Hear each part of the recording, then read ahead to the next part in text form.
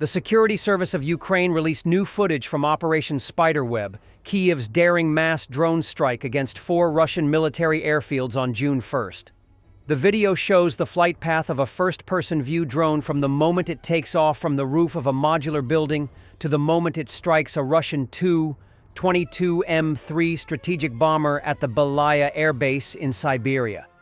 The drone flies a considerable distance from its launch point to the airfield, where smoke is already rising from planes struck earlier in the operation.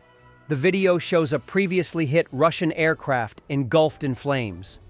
Russia's Belaya Air Base in Irkutsk Oblast, southeastern Siberia, is located over 4,000 kilometers, 2,500 miles, from Ukraine. Operation Spiderweb involves smuggling FPV drones deep into Russian territory, according to the SBU. The drones were hidden in mobile wooden cabins on trucks and remotely launched at the right moment to strike bombers used in missile attacks on Ukrainian cities. The operation took 18 months to plan and execute. The SBU said the strikes disabled 34% of Russia's cruise missile bombers and inflicted approximately $7 billion in damage. The Belaya Air Base was among the most distant targets. Other bases included the Olenya, Murmansk Oblast, Diaghilev, Ryazan Oblast, and Ivanovo Oblast air bases. Ukraine said the strike succeeded in damaging 41 planes, including Tu-95 and Tu-22 M3 bombers, and rare A-50 spy planes. The Kyiv Independent could not independently confirm the number of planes allegedly damaged or destroyed, though open-source intelligence analysts have confirmed that at least 21 aircraft were damaged or destroyed. President Volodymyr Zelensky said on June 7th that Ukraine only used domestically produced drones in the attack. The Russian Air Force's inability to protect its aircraft against Ukrainian drones is symptomatic of its neglected status within the Russian armed forces, according to a prominent mill blogger linked to the Air Force. He says it is afflicted by desperation and poverty. The fighter-bomber Telegram channel, which is believed to be run by a former Russian Air Force captain, comments that the Aerospace Force's commander-in-chief could not do anything in the current situation because of a chronic lack of resources. The Aerospace Force's commander-in-chief cannot even get themselves normal Pantsir-S anti-aircraft missile systems in the required quantity to protect combat airfields, which are subordinate to them. They are not the ones who allocate money for shelters. They do not have it. They did not fuck up the fences. They were not forced to fight from unfinished and unready airfields. They did not distribute all the personnel to the Space Marines. Even the shitty tires and Jedi swords were introduced out of desperation, poverty, and lack of NVGs, heat guns, machine guns, searchlights, nets, shelters, etc., etc. They rule with what they have, with what they are given. The Aerospace Forces Command has no weight in the Ministry of Defense crowd. The last and probably the only Aerospace Forces Commander-in-Chief over the past 25 years who had weight and authority was Surovikin, who was dismissed by Putin in August 2023. Of course, there are worthy commanders, but everyone needs them not in directors' positions, but to sweat for the good of the motherland and the troops, on concrete. The poverty of the Russian Aerospace Forces has been visible for a while. Following the Ukrainian drone attacks, Air Force personnel were reportedly ordered to erect anti-drone protections at their own expense, for lack of official funding. In March 2024, a Russian Air Force base made an urgent appeal for donations from the public after its last remaining forklift broke down under the weight of transporting bombs to aircraft. Individual pilots have also crowdfunded fireproof clothing. After Operation Spiderweb, the Russians relocated 2 of their Tu-160 strategic bombers to the Anadyr airfield, which is 6,600 kilometers away from Ukraine. For the record, it's only 660 kilometers from there to the United States. According to satellite imagery shared online, the Russian Air Force has deployed 2 Tu-160 strategic bombers just 410 miles from the U.S. at the Anadyr Air Base.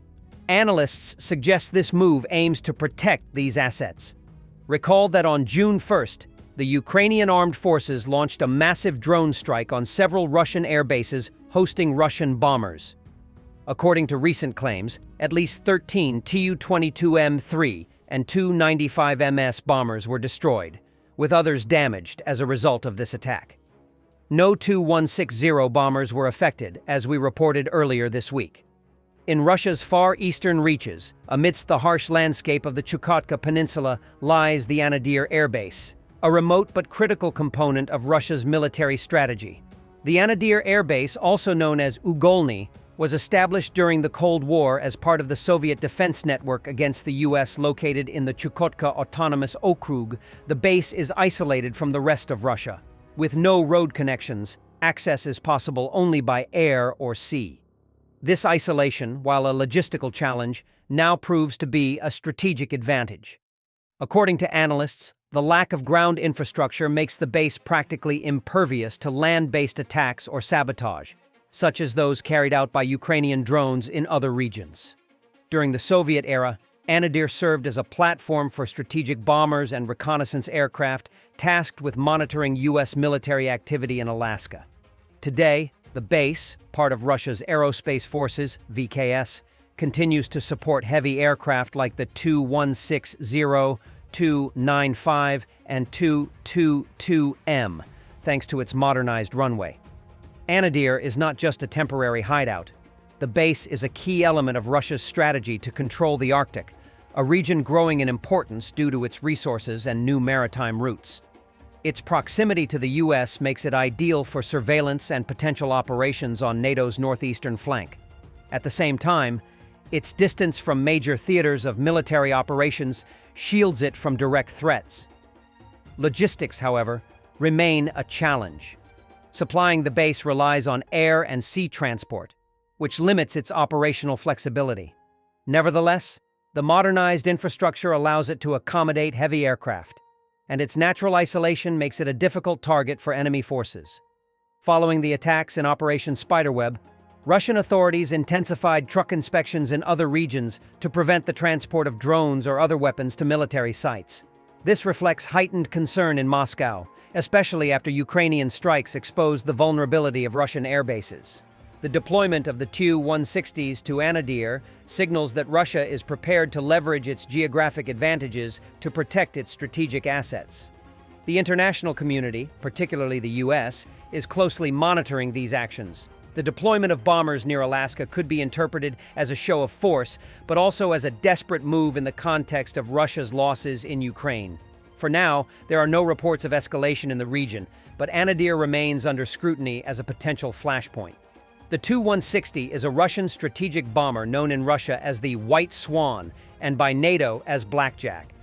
This colossus of air warfare, born in the Soviet era and modernized for contemporary conflicts, is not only the world's heaviest supersonic bomber, but also a key component of Russia's nuclear triad. But what makes the Tu-160 so unique, and why does it remain central to Russia's military strategy? Designed in the late 1970s by the Tupolev Design Bureau, the Tu-160 was a response to the American B-1 Lancer, but surpassed its counterpart in size, speed, and firepower. Measuring 54 meters in length with a wingspan of up to 55.7 meters when fully extended, this giant is powered by four NK-32 afterburning turbofan engines, each generating over 25 tons of thrust. This enables the aircraft to reach supersonic speeds exceeding Mach 2.2, though it typically cruises at around Mach 1.5 to conserve fuel and extend its range. With a maximum takeoff weight of 275 tons, the Tu-160 can cover over 12,300 kilometers without refueling, making it ideal for long-range missions such as patrolling the Arctic or operations near NATO borders. What sets the Tu-160 apart is its ability to carry a vast arsenal of weapons, combined with the flexibility of its variable geometry wings. Its wings, adjustable between 20 and 65 degrees, optimize performance for both high-speed flight and fuel-efficient long-range missions. The aircraft features two internal weapons bays, each capable of carrying up to 22.5 tons of ordnance, making it one of the deadliest bombers in the world. Its primary payload includes cruise missiles with nuclear and conventional warheads, providing flexibility for various missions, from strategic strikes to precision attacks on ground targets. Among the most critical weapons in the Tu-160's arsenal are the Kh-55 SM cruise missiles and their modernized version, the Kh-555. These missiles, with a range of up to 2,500 kilometers, allow the aircraft to strike from a safe distance without entering enemy air defense zones. The Kh-55SM is designed for nuclear warheads, while the Kh-555 uses conventional explosives for precision strikes. The newer Kh-101, with a range of up to 4,500 kilometers, offers even greater reach and accuracy thanks to its advanced guidance system combining inertial navigation, GPS, and terrain contour matching. For nuclear missions, the Tu-160 can also carry the Kh-102, a nuclear-armed variant of the Kh-101. Additionally, the aircraft is capable of launching the hypersonic Kh-47 Men-2 Kinjal missile, which reaches speeds of up to Mach 10 and is designed to penetrate modern air defense systems. Though less commonly used, this missile underscores the Tu-160's adaptability to modern combat conditions. Beyond missiles, the bomber can carry a wide range of free-fall bombs, including guided munitions like the KAB-1500, designed to destroy fortified targets such as bunkers or command centers. This versatility allows the Tu-160 to perform both strategic and tactical roles, adapting to various combat scenarios. For instance, in the context of the Ukraine conflict, the Tu-160 has been used to launch cruise missiles from long distances, minimizing risk to the crew and aircraft. The Tu-160's crew consists of 4 members, 2 pilots, a navigator, and a weapons systems operator, all housed in a pressurized cabin with modernized digital displays and control systems. The aircraft's avionics have undergone significant upgrades in recent years, particularly in the modernized Tu-160M variant, which entered serial production in the 2020s. New active phased array radars provide improved reconnaissance capabilities and resistance to electronic jamming, while advanced electronic warfare systems protect the aircraft from enemy radars and missiles. The cockpit is equipped with multifunction displays, simplifying the management of complex weapon systems and navigation during long flights. The Tu-160M modernization also included an upgrade to the NK32-02 engines, which improve fuel efficiency and extend the range by approximately 1,000 kilometers. This is critical for missions in remote regions like the Arctic, where bases like Anadyr serve as staging points. The aircraft is equipped with an in-flight refueling system, allowing it to remain airborne for hours or even days if necessary, making it ideal for extended patrol operations or shows of force against potential adversaries. Despite its impressive capabilities, the Tu-160 is not without weaknesses. Its massive size and complexity make it expensive to maintain, and the production of new aircraft is slow and limited. Russia operates around 17 Tu-160s, with some upgraded to the Tu-160M standard.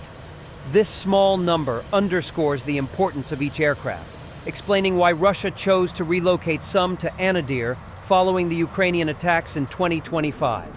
Chukotka's isolation offers protection, but also highlights the vulnerability of Russian aviation to unconventional threats like drones. The Tu-160 is more than an aircraft. It is a symbol of Russian military power and technological ambition. Its ability to carry a diverse arsenal, from nuclear cruise missiles to hypersonic weapons, makes it a versatile tool for strategic deterrence and power projection. At the same time, its deployment to remote bases like Anadyr reveals the challenges facing Russia's armed forces in the conditions of modern warfare. As the White Swan continues to soar over the Arctic expanses, it serves as a reminder that even in the 21st century, strategic bombers retain their role in the global power game. Russia's decision to deploy Tu-160 strategic bombers to the Anadyr Air Base in June 2025 marks a new phase in the geopolitical struggle for the Arctic, a region increasingly shaping up as an arena of rivalry between Russia, the US, and NATO. This move, driven by the need to protect valuable military assets from Ukrainian attacks, extends far beyond the confines of the Ukraine conflict, triggering ripple effects on global security. Located in the heart of Chukotka, on the threshold of the Bering Strait, Anadyr becomes a strategic outpost that heightens tensions in an already volatile region. How does this maneuver alter the dynamics between Moscow, Washington, and their allies? And what reactions might it provoke from Alaska? The Arctic, with its vast natural resources and strategic maritime routes, has become a zone of intense competition.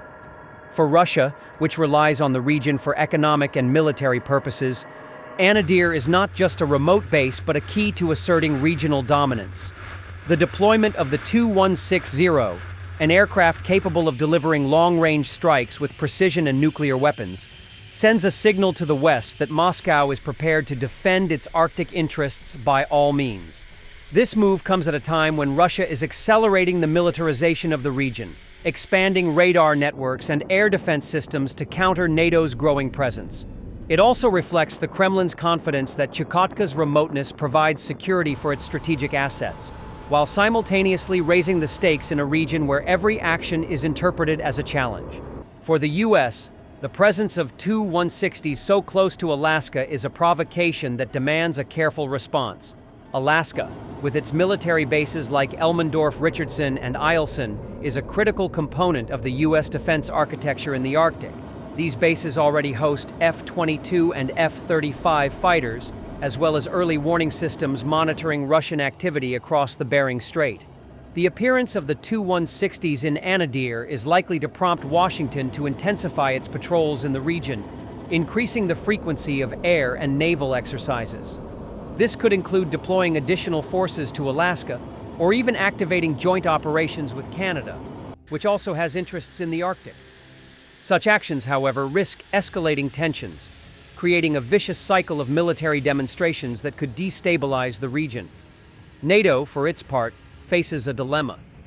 The alliance, which in recent years has expanded its presence in the Arctic through exercises like Cold Response and investments in Norwegian and Icelandic bases, must decide how to respond without provoking a direct confrontation. The deployment of Tu-160s may push NATO to accelerate plans to strengthen its northern flank. But this will require coordination among members with differing priorities. While Norway and Denmark are directly affected by Russia's Arctic ambitions, other allies may hesitate to divert resources from other fronts, such as Eastern Europe. This creates a risk of disunity within the alliance, which Russia could exploit to bolster its position. One potential reaction from Alaska could be an intensification of intelligence operations, including the use of drones and satellites to monitor Anadyr. The U.S. already has advanced surveillance systems in the region, but the presence of the Tu-160s may necessitate an expansion of these efforts to prevent surprise maneuvers. Additionally, Washington may seek diplomatic channels to signal to Moscow that such actions will not go unanswered, without escalating to open confrontation.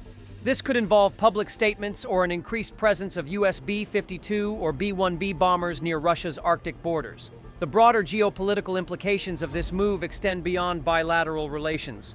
China, which has already shown interest in the Arctic through joint operations with Russia, may see Anadyr as an opportunity to expand its own influence.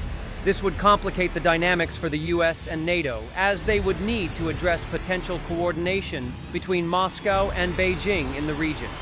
Furthermore, non-NATO Arctic states like Sweden and Finland, which recently joined the alliance, may strengthen their role in regional security, adding new layers to the complex geopolitical landscape. Ultimately, the deployment of the Tu-160s to Anadyr is not only a military move, but also a strategic gambit that underscores Russia's ambitions to maintain dominance in the Arctic. For the US and NATO, it is a challenge that requires a balanced response, decisive enough to demonstrate strength, but restrained enough to avoid escalation. Alaska, as the closest point of potential contact, will be at the center of these efforts, as the Arctic continues to emerge as the new battleground of global politics.